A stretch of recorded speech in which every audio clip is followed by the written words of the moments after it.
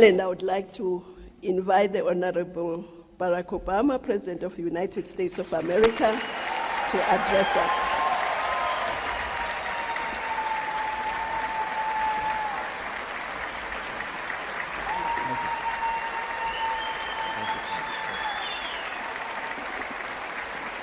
Thank you. Thank you so much. Thank you. Thank you so much. Well, Madam Chairwoman, thank you so much for your kind words and your leadership. To Prime Minister Ali Mariam and the people of Ethiopia, once again, thank you for your wonderful hospitality and for hosting this Pan-African institution. To members of the African Union, distinguished guests, ladies and gentlemen, thank you for welcoming me here today. It is a great honor to be the first President of the United States to address the African Union.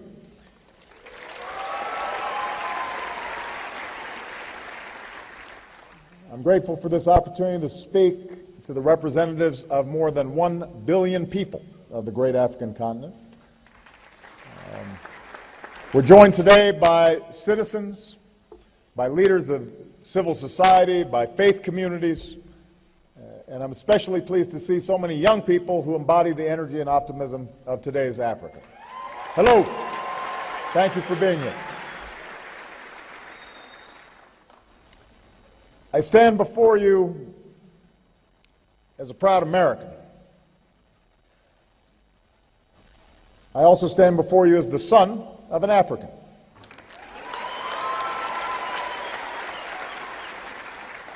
Africa and its people helped to shape America and allowed it to become the great nation that it is, and Africa and its people have helped shape who I am and how I see the world. In the villages in Kenya where my father was born, I learned of my ancestors and the life of my grandfather, the dreams of my father, the bonds of family that connect us all as Africans and Americans. As parents, Michelle and I want to make sure that our two daughters know their heritage, European and African, in all of its strengths and all of its struggle. So we've taken our daughters and stood with them on the shores of West Africa, in those doors of no return, mindful that their ancestors were both slaves and slave owners. We've stood with them in that small cell on Robben Island, where Madiba showed the world that no matter the nature of his physical confinement, he alone was the master of his fate.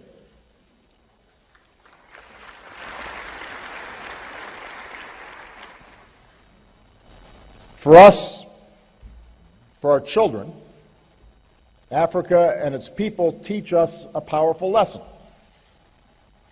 that we must uphold the inherent dignity of every human being. Dignity. That basic idea that by virtue of our common humanity, no matter where we come from or what we look like, we are all born equal, touched by the grace of God. Every person has worth. Every person matters. Every person deserves to be treated with decency and respect. Throughout much of history, mankind did not see this. Dignity was seen as a virtue reserved to those of rank and privilege, kings and elders. It took a revolution of the spirit over many centuries to open our eyes to the dignity of every person.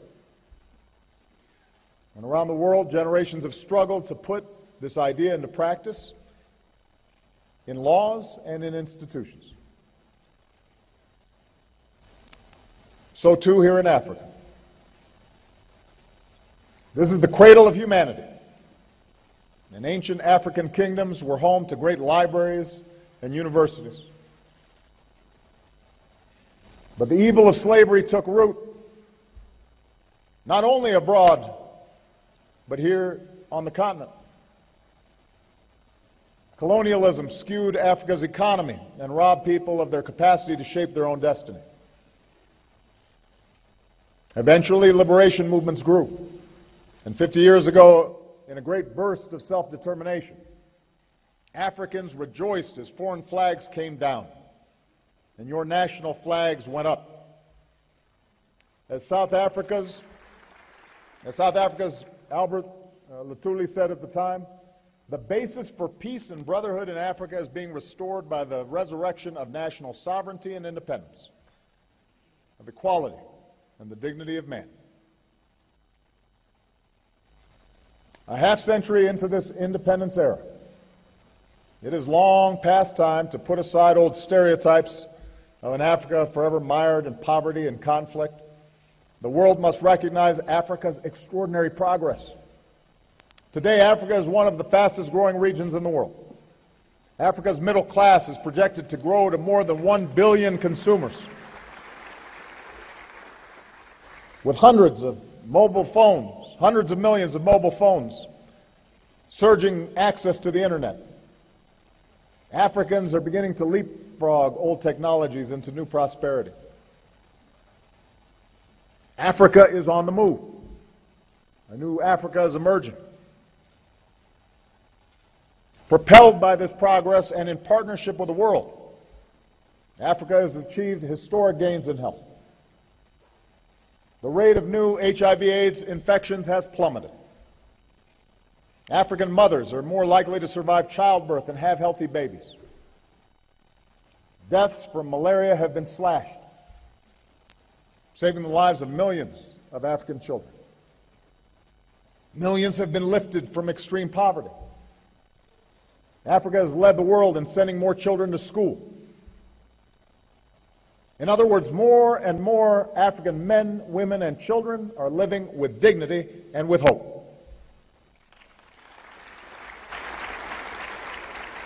And Africa's progress can also be seen in the institutions that bring us together today.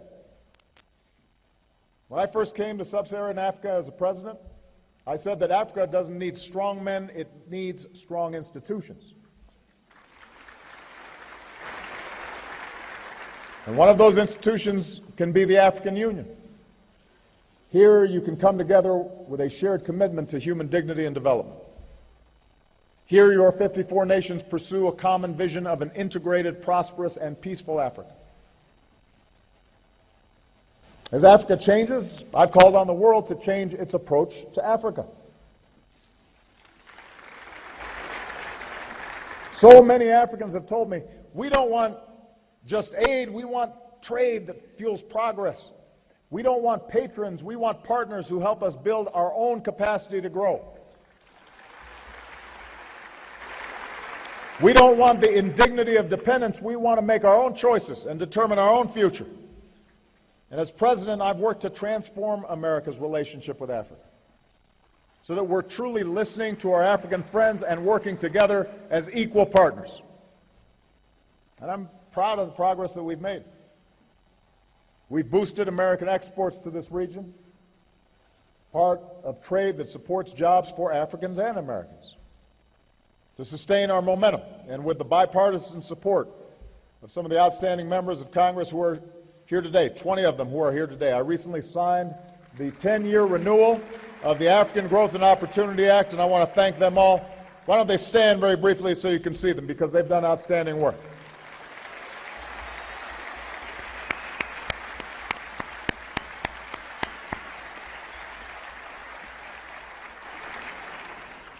We've launched major initiatives to promote food security and public health and access to electricity, and to prepare the next generation of African leaders and entrepreneurs, investments that will help fuel Africa's rise for decades to come.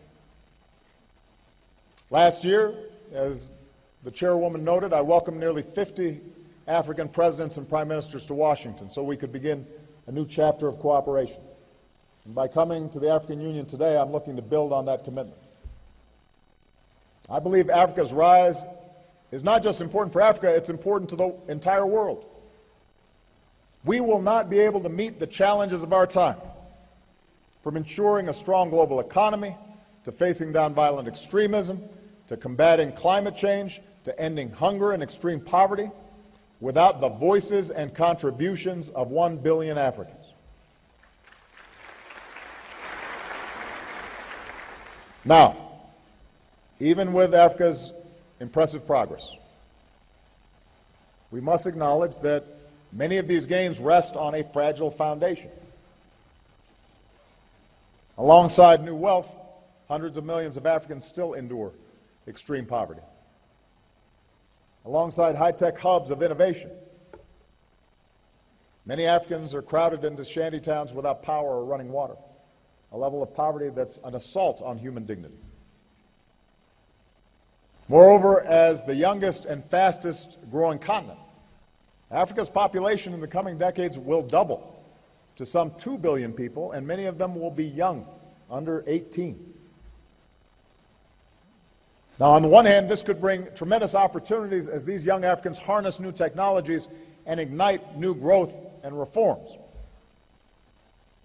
Economists will tell you that countries, regions, continents grow faster with younger populations.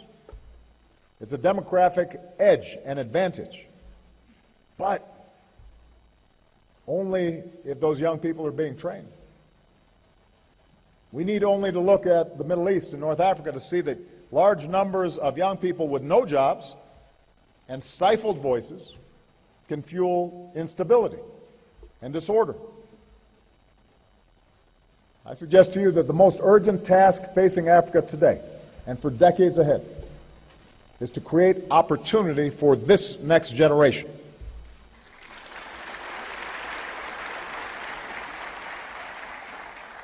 And this will be an enormous undertaking. Africa will need to generate millions more jobs than it's doing right now, and time is of the essence. The choices made today will shape the trajectory of Africa and therefore the world for decades to come. And as your partner and your friend, allow me to suggest several ways that we can meet this challenge together. Africa's progress will depend on unleashing economic growth, not just for the few at the top, but for the many, because an essential element of dignity is being able to live a decent life. That begins with a job, and that requires trade and investment. Many of your nations have made important reforms to attract investment, spark for growth. But in many places across Africa, it's still too hard to start a venture, still too hard to build a business. Governments that take additional reforms to make doing business easier will have an eager partner in the United States.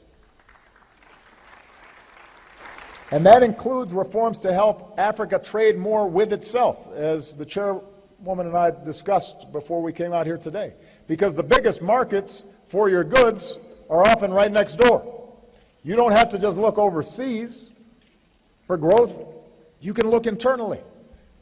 And our work to help Africa modernize customs and border crossings started with the East African community. Now we're expanding our efforts across the continent, because it shouldn't be harder for African countries to trade with each other than it is for you to trade with Europe and America. Now, most U.S. trade with the region is with just 3 countries: South Africa, Nigeria, and Angola. And much of that is in the form of energy. I want Africans and Americans doing more business together in more sectors, in more countries.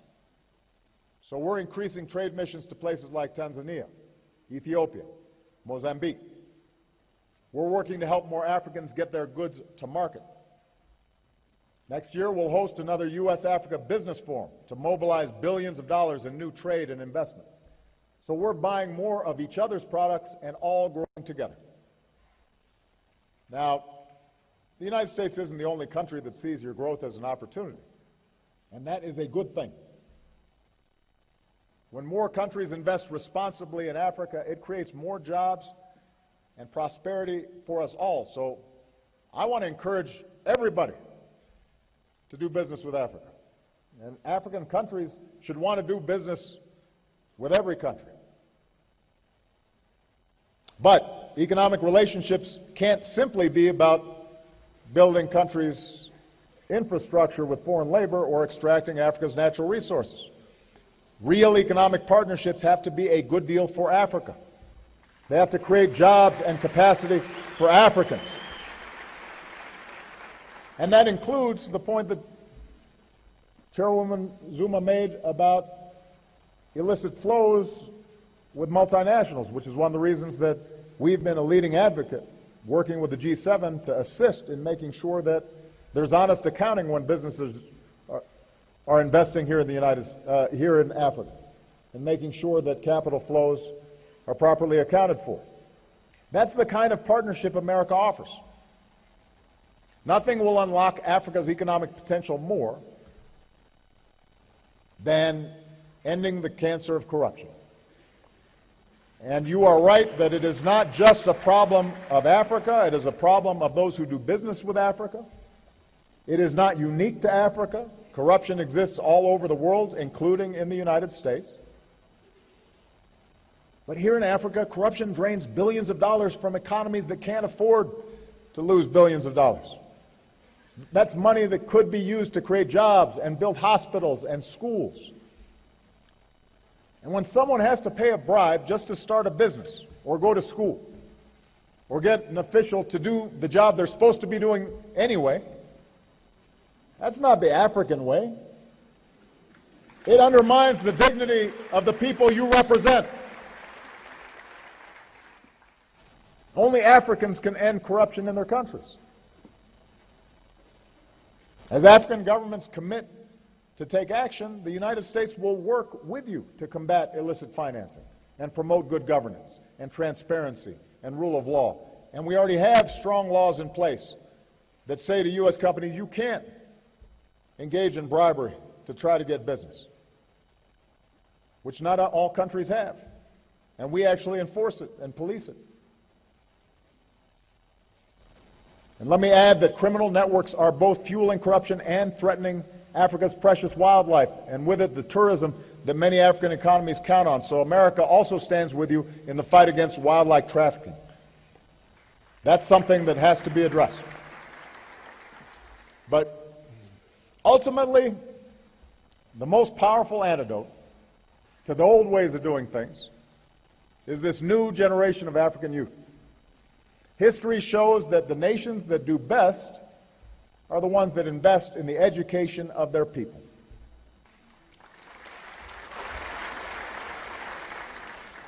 You see, in this information age, jobs can flow anywhere. And they typically will flow to where workers are literate and highly skilled and online. And Africa's young people are ready to compete. I've met them. They are hungry. They are eager. They're willing to work hard. So we've got to invest in them. As Africa invests in education, our entrepreneurship programs are helping innovators start new businesses and create jobs right here in Africa. And the men and women in our Young African Leaders Initiative today will be the leaders who can transform business and civil society and governments tomorrow. Africa's progress will depend on development that truly lifts countries from poverty to prosperity. Because people everywhere deserve the dignity of a life free from want. A child born in Africa today is just as equal and just as worthy as a child born in Asia or Europe or America. At the recent development conference here in Addis, African leadership helped forge a new global compact for financing that fuels development. And under the AU's leadership, the Voice of a United Africa will help shape the world's next set of development goals. And you're pursuing a vision of the future that you want for Africa. And America's approach to development, the central focus of our engagement with Africa, is focused on helping you build your own capacity to realize that vision. Instead of just shipping food aid to Africa, we've helped more than 2 million farmers use new techniques to boost their yields, feed more people, reduce hunger. With our new alliance of government and the private sector investing billions of dollars in African agriculture, I believe we can achieve our goal and lift 50 million Africans from poverty. Instead of just sending aid to build power plants, our Power Africa initiative is mobilizing billions of dollars in investment from governments and businesses to reduce the number of Africans living without electricity. Now, an undertaking of this magnitude will not be quick. It will take many years. But working together, I believe we can bring electricity to more than 60 million African homes and businesses and connect more Africans to the global economy.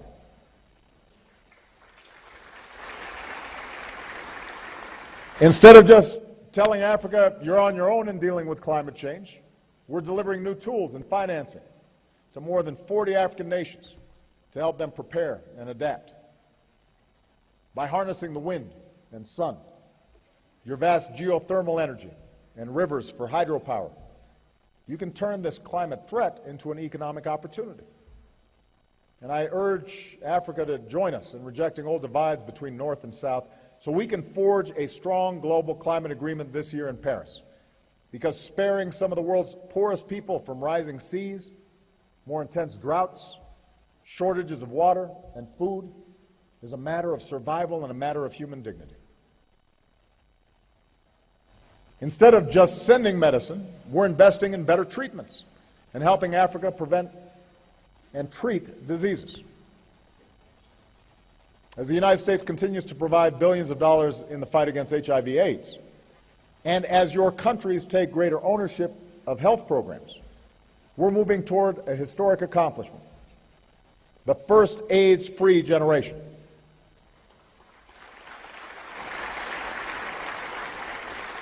And if the world learned anything from Ebola, it's that the best way to prevent epidemics is to build strong public health systems that stop diseases from spreading in the first place. So America is proud to partner with the AU and African countries in this mission.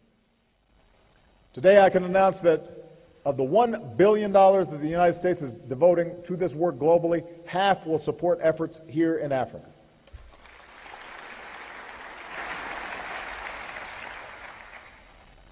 I believe Africa's progress will also depend on democracy, because Africans, like people everywhere, deserve the dignity of being in control of their own lives.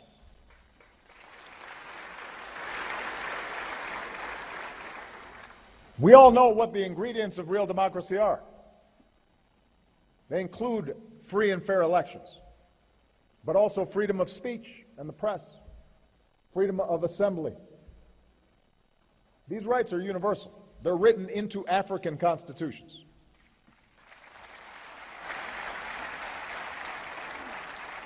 The African Charter on Human and People's Rights declares that every individual shall have the right to the respect of the dignity inherent in a human being. From Sierra Leone, Ghana, Benin, to Botswana, Namibia, South Africa, democracy has taken root.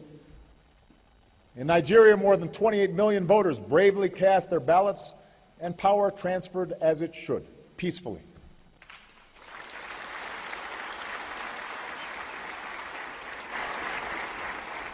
Yet at this very moment, these same freedoms are denied to many Africans. And I have to proclaim, democracy is not just formal elections.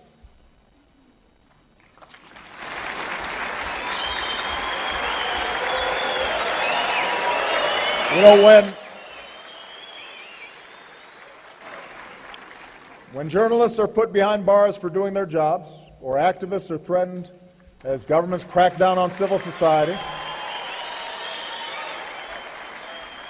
then you may have democracy in name but not in substance.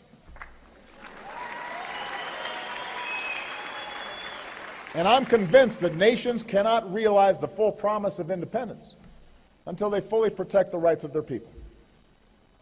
And this is true even for countries that have made important democratic progress. As I indicated during my visit to Kenya, the remarkable gains that country has made with a new constitution, with its election, cannot be jeopardized by restrictions on civil society. You know, likewise, our hosts, Ethiopians, have much to be proud of. I've been amazed at all the wonderful work that's being done here. And it's true that the elections that took place here occurred without violence. But as I discussed with Prime Minister Haile Mariam, that's just the start of democracy. I believe Ethiopia will not fully unleash the potential of its people if journalists are restricted or legitimate opposition groups can't participate in the campaign process. And to his credit, the Prime Minister acknowledged that more work will need to be done for Ethiopia to be a full-fledged, sustainable democracy. So these are conversations we have to have as friends. You know, American democracy is not perfect. We've worked for many years. But one thing we do is we continually re-examine to figure out how can we make our democracy better. And that's a source of strength for us, being willing to look and see honestly what we need to be doing to fulfill the promise of our founding documents. And every country has to go through that process. No country is perfect, but we have to be honest and strive to expand freedoms, to broaden democracy. The bottom line is that when citizens cannot exercise their rights, the world has a responsibility to speak out. And America will, even if it's sometimes uncomfortable. Even when it's sometimes directed towards our friends. And I know that there are some countries that don't say anything.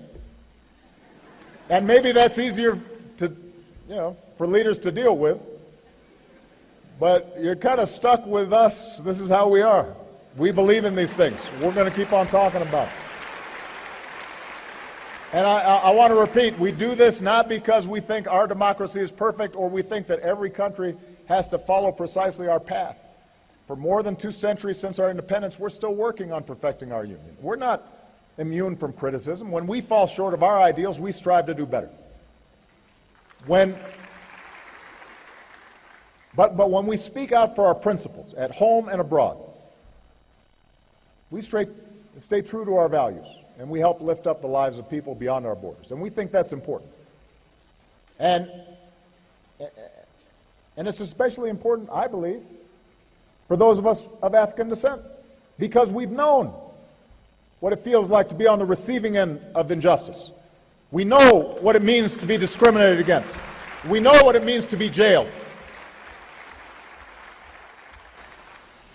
So how can we stand by when it's happening to somebody else? I'll be frank with you, it can't just be America that's talking about these things. Fellow African countries have to talk about these things. Just as other countries championed your break from colonialism, our nations must all raise our voices when universal rights are being denied. For if we truly believe that Africans are equal in dignity, that Africans have an equal right to freedoms that are universal, that's a principle we all have to defend. And it's not just a Western idea, it's a human idea. I have to also say that Africa's democratic progress is also at risk when leaders refuse to step aside when their terms end. Now,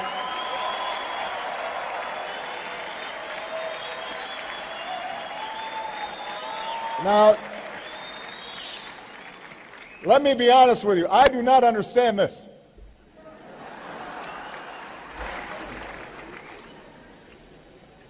I am in my second term. It has been an extraordinary privilege for me to serve as the President of the United States. I cannot imagine a greater honor or a more interesting job. I love my work. But under our Constitution, I cannot run again. I can't run again. I actually think I'm a pretty good president. I think if I ran, I could win. But I can't.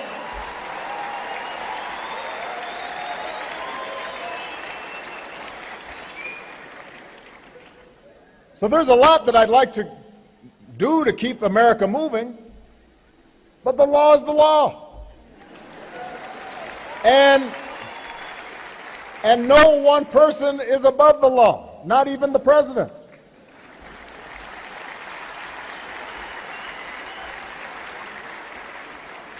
And I'll be honest with you, I'm looking forward to life after being president. I won't have such a big security detail all the time. It means I can go take a walk. I can spend time with my family. I can find other ways to serve. I can visit Africa more often.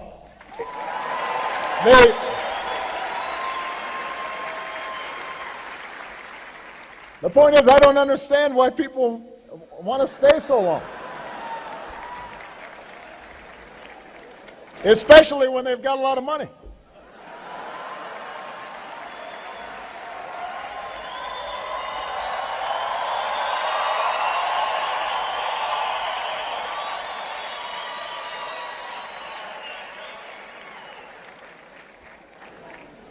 When a leader tries to change the rules in the middle of the game just to stay in office, it risks instability and strife, as we've seen in Burundi. And this is often just a first step down a perilous path. And sometimes you'll hear a leader say, well, I'm the only person who can hold this nation together.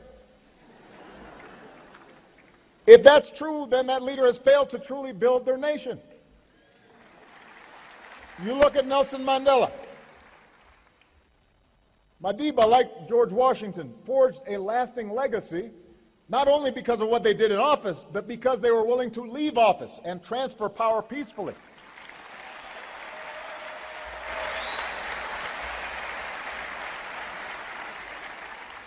And just as the African Union has condemned coups and illegitimate transfers of power, the AU's authority and strong voice can also help the people of Africa ensure that their leaders abide by term limits and their constitutions. Nobody should be president for life. And your country's better off if you have new blood and new ideas. I'm still a pretty young man.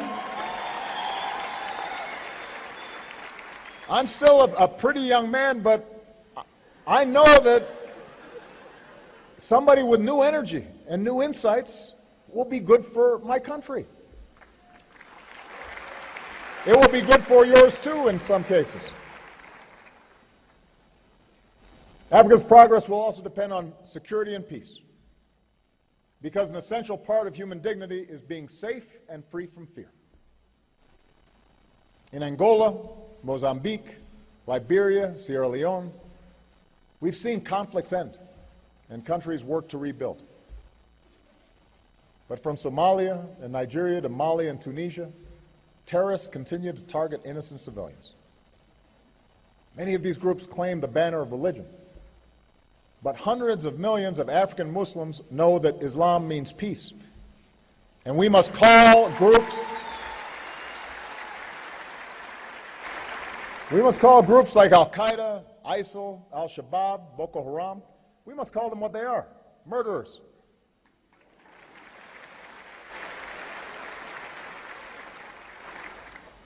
In the face of threats, Africa and the African Union has shown leadership.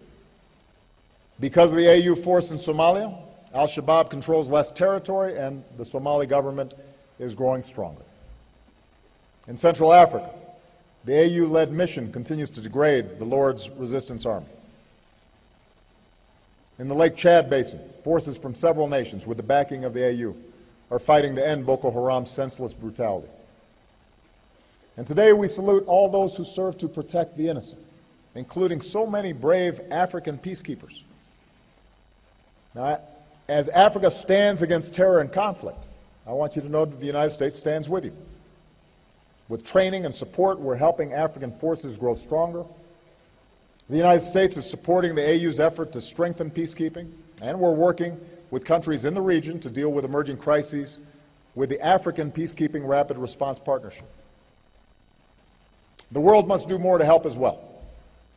This fall at the United Nations, I will host a summit to secure new commitments to strengthen international support for peacekeeping, including here in Africa. And building on commitments that originated here in the AU, we'll work to develop a new partnership between the UN in the AU that can provide reliable support for AU peace operations.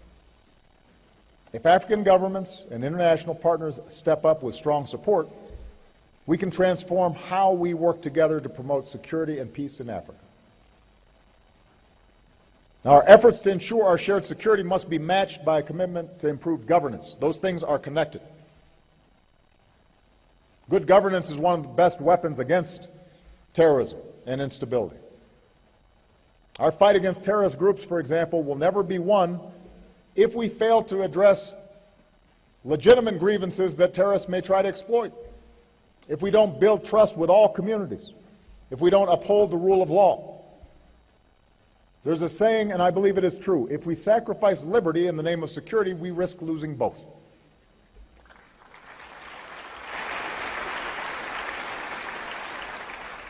This same seriousness of purpose is needed to end conflicts. In the Central African Republic, the spirit of dialogue recently shown by ordinary citizens must be matched by leaders committed to inclusive elections and a peaceful transition. In Mali, the comprehensive peace agreement must be fulfilled. And leaders in Sudan must know their nation will never truly thrive so long as they wage war against their own people. The world will not forget about Darfur. In South Sudan, the joy of independence has descended into the despair of violence. I was there at the United Nations when we held up South Sudan as the promise of a new beginning. And neither Mr. Kiir nor Mr. Machar have shown so far any interest in sparing their people from this suffering or reaching a political solution. Yesterday I met with leaders from this region. We agree that given the current situation, Mr. Kiir and Mr. Machar must reach an agreement by August 17th, because if they do not, I believe the international community must raise the costs of intransigence. And the world awaits the report of the AU Commission of Inquiry, because accountability for atrocities must be part of any lasting peace in Africa's youngest nation.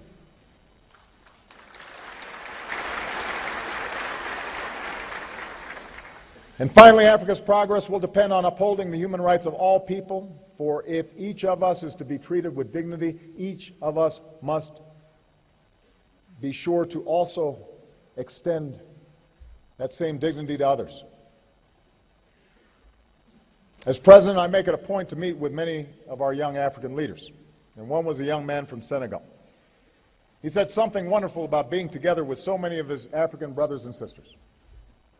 He said, "Here I have met Africa, the Africa I've always believed in. She's beautiful, she's young, she's full of talent and motivation and ambition." I agree. Africa is the beautiful, talented daughters who are just as capable as Africa's sons.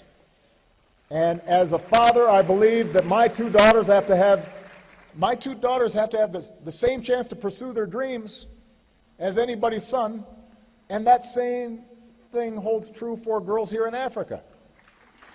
Our girls have to be treated the same. We can't let old traditions stand in the way. The march of history shows that we have the capacity to broaden our moral imaginations. We come to see that some traditions are good for us. They keep us grounded. But that in our modern world, other traditions set us back.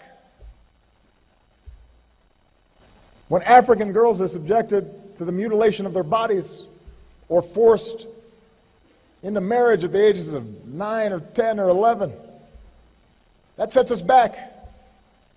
That's not a good tradition. It needs to end.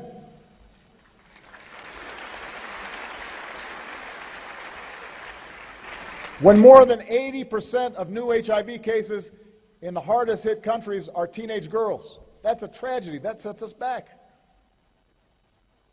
So America's beginning a partnership with 10 African countries: Kenya, Lesotho, Malawi, Mozambique, South Africa, Swaziland, Tanzania, Uganda, Zambia, and Zimbabwe, to keep teenage girls safe and AIDS-free. And when girls cannot go to school, and grow up not knowing how to read or write, that denies the world future women engineers, future women doctors, future women business owners, future women presidents. That sets us all back. That's a bad tradition, not providing our girls the same education as our sons. I was saying in Kenya, nobody would put out a football team and then just play half the team. You'd lose. The same is true when it comes to getting everybody an education. You can't leave half the team off, our young women. So as part of America's support for the education and the health of our daughters, my wife, Michelle, is helping to lead a global campaign, including a new effort in Tanzania and Malawi, with a simple message. Let girls learn. Let girls learn so they grow up healthy and they grow up strong, and that will be good for families, and they will raise smart, healthy children, and that will be good for every one of your nations. Africa is the beautiful, strong women that these girls grow up to become. The single best indicator of whether a nation will succeed is how it treats its women.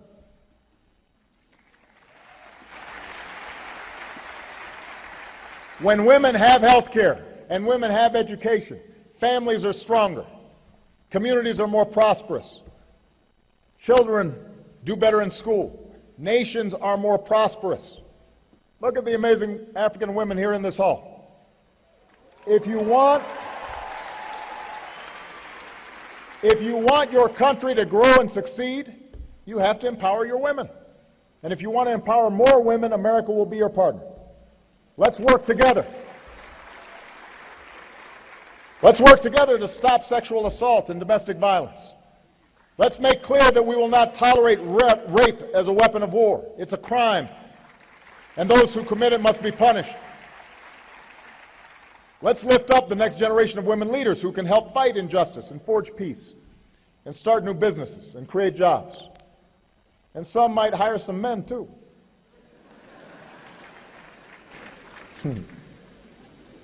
We'll all be better off when women have equal futures. And Africa is the beautiful tapestry of your cultures and ethnicities and races and religions. Last night, we saw this amazing dance troupe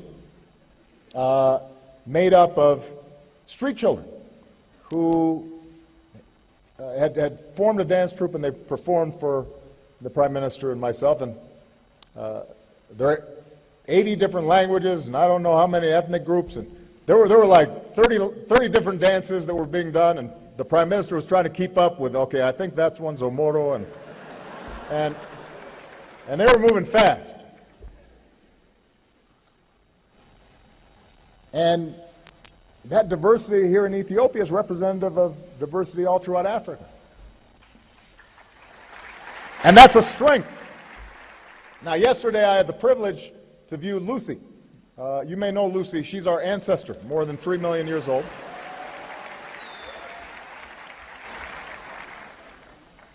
In this tree of humanity, with all of our branches and diversity, we all go back to the same root. We're all one family. We're all one tribe. And yet so much of the suffering in our world stems from our failure to remember that, to not recognize ourselves in each other. We think because somebody's skin is slightly different, or their hair is slightly different, or their religious faith is differently expressed, or they speak a different language, that it justifies somehow us treating them with less dignity. And that becomes the source of so many of our problems. And we think somehow that we make ourselves better by putting other people down. And that becomes the source of so many of our problems. When we begin to see each other as somehow less than ourselves, when we succumb to these artificial divisions of faith or sect or tribe or ethnicity, then even the most awful abuses are justified in the minds of those who are thinking in those ways. And in the end, abusers lose their own humanity as well.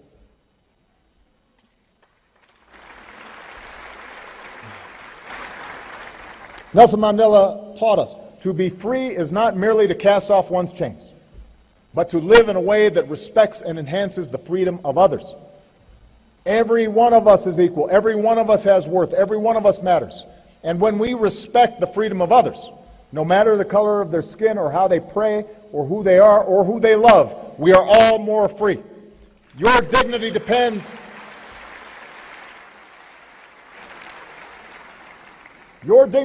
on my dignity, and my dignity depends on yours.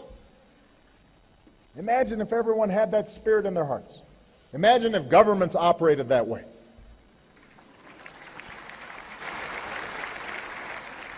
Just imagine what the world could look like, the future that we could bequeath these young people. Yes, in our world, old thinking can be a stubborn thing. That's one of the reasons why we need term limits. Old people think old ways. And you can see my gray hair, I'm getting old. The old ways can be stubborn. But I believe the human heart is stronger. I believe hearts can change. I believe minds can open. That's how change happens. That's how societies move forward. It's not always a straight line. Step by halting step. Sometimes you go forward, you move back a little bit. But I believe we are marching. We are pointing towards ideals of justice and equality. That's how your nations won independence. Not just with rifles, but with principles and ideals.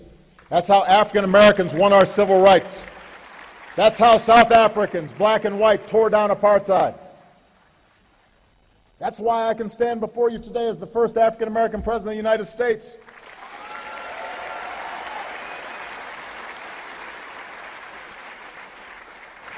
New thinking, unleashing growth that creates opportunity, promoting development that lifts all people out of poverty, supporting democracy that gives citizens their say, advancing the security and justice that delivers peace, respecting the human rights of all people.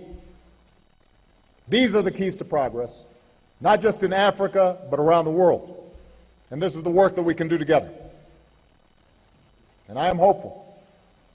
As I prepare to return home, my thoughts are with that same young man from Senegal who said, "Here I have met Africa, the Africa I've always believed in. She is beautiful and young, full of talent and motivation and ambition."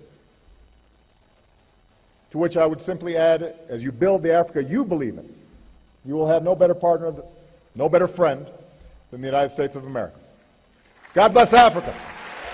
God bless the United States of America. Thank you very much, everybody. Thank you.